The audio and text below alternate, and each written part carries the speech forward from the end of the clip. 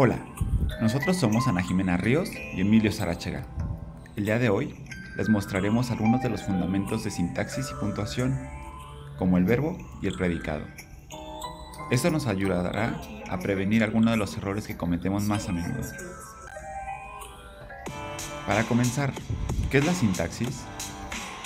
La sintaxis es la parte de la gramática que estudia el modo en el que se combinan las palabras y los grupos que éstas forman para expresar significados, así como las relaciones que se establecen entre todas esas unidades. A continuación presentamos un resumen de las principales formas en que se agrupan las palabras en la unidad básica, es decir, en la oración. Todas las oraciones en español deben tener sujeto, verbo y predicado.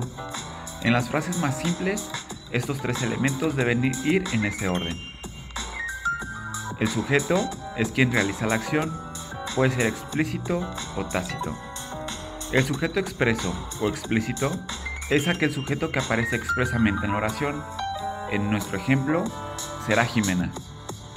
En cambio, el sujeto tácito, o también conocido como sujeto omitido, es aquel sujeto que no tiene una representación fonética explícita en la oración.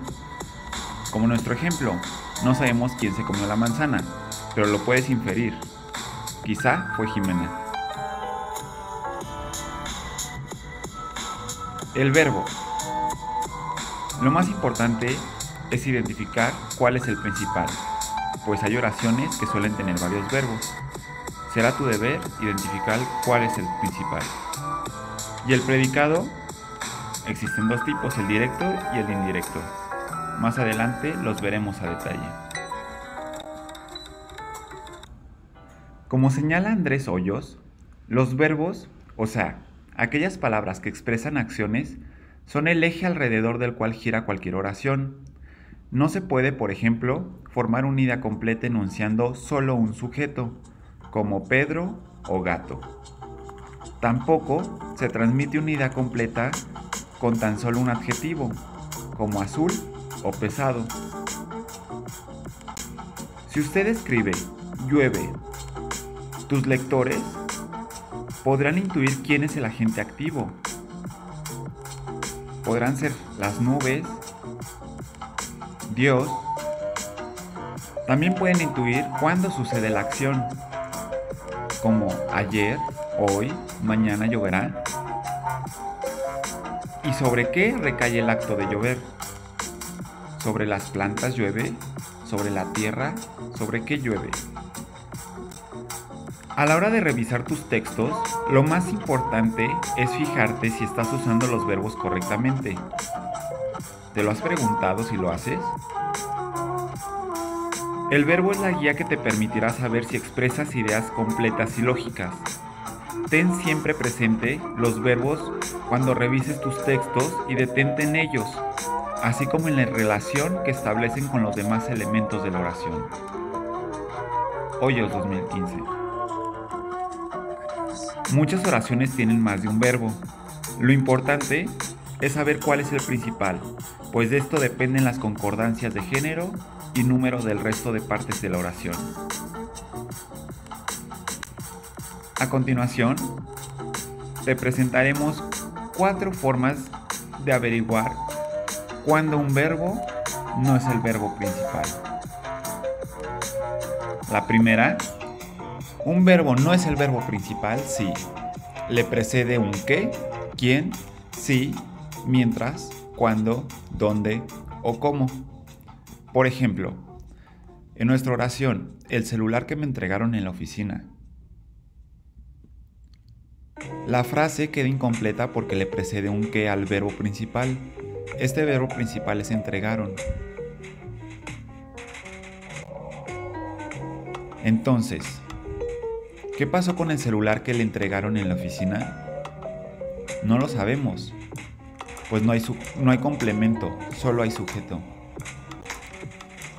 La segunda forma de identificar cuándo un verbo no es el verbo principal en una oración es si está en participio, es decir, si el verbo conjugado termina en ado o ido. Por ejemplo, en nuestra oración, terminado el trabajo, se fueron al cine. Pero, terminando el trabajo, ¿qué fue lo que pasó? Pues fueron al cine. Entonces, el verbo principal es el verbo ir, que está conjugado como fueron. La tercera forma de identificar cuando un verbo no es el verbo principal en una oración es si este verbo está conjugado en gerundio, es decir, si su terminación es ando o endo. No es correcto empezar una oración con el verbo en gerundio. El gerundio es una acción anterior o simultánea al verbo principal. En nuestra oración, limpiando el piso se encontró el billete.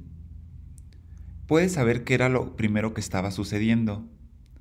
Pues primero estaba limpiando, luego se encontró el billete. La acción de limpiar es anterior a la de encontrar el billete. Limpiando no es el verbo principal.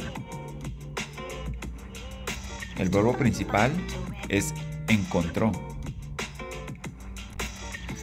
Por último, la última forma de identificar cuando un verbo no es el verbo principal en una oración es si éste está en infinitivo, es decir, que no está conjugado. La manera de identificar cuando un verbo está en infinitivo es cuando terminan en ar, er o ir. Por ejemplo, en nuestra oración, caminar por la calle es placentero. Si la frase terminara en calle, ¿qué pasaría? No lo sabríamos, pues no habría verbo principal.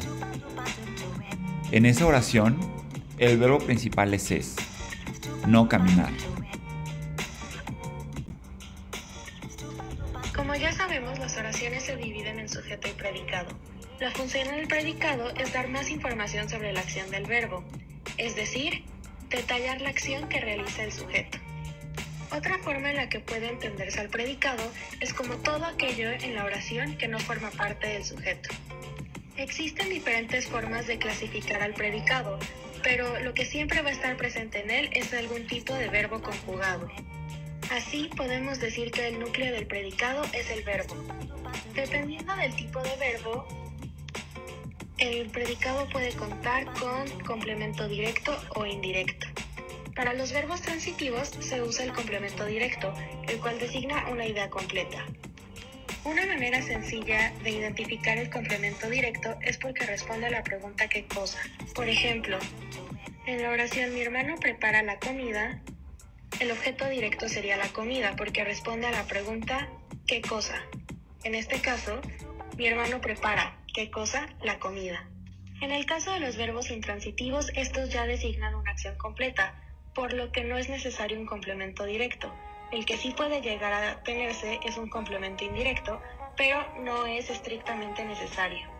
Por ejemplo, la oración mi gato rasguña al vecino contiene un complemento indirecto, que es el que recibe la acción del verbo. Aquí la parte de la oración que recibe la acción del verbo es al vecino, por lo que es el complemento indirecto de esta oración.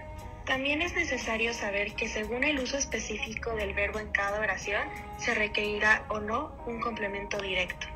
Con lo anterior podemos decir que el complemento directo es la persona, animal o cosa sobre la que recae la acción del verbo, y usualmente sigue a este y no lleva proposición. La función del complemento directo es concretar y limitar el significado del verbo, y como ya habíamos dicho, se obtiene al preguntar qué o a quién. Por ejemplo, el caso del verbo ver, que tiene un significado muy amplio. Por eso es necesario delimitar su acción dentro de la oración. Así, debemos especificar qué es lo que vio Juan. En el primer caso, Juan vio ¿qué? Un cuadro. En el segundo, Juan vio ¿qué? Un enrejado. Y en el tercero, Juan vio ¿a quién? A su madre. Como ya hemos mencionado, el complemento indirecto es la persona, animal o cosa que recibe de forma indirecta el beneficio o daño de la acción. Es decir, es el que recibe la acción del verbo. El complemento indirecto debe ir acompañado de las preposiciones a y para. Así, la función del complemento indirecto es indicar el destinatario o beneficiario de la acción nombrada por el verbo. Como ejemplo tenemos, he escrito a mi madre. Aquí el complemento directo sería a mi madre, pues es la que recibe de forma indirecta la acción. Un segundo ejemplo sería, Juan dio 2 cuadros a su primo. En este caso el complemento indirecto es a su primo, puesto que es el que recibe de forma indirecta el beneficio de la acción. En el último caso, abrió la puerta a los agentes. Son los agentes los que reciben la acción del verbo, por lo que los agentes son el complemento indirecto de esta oración.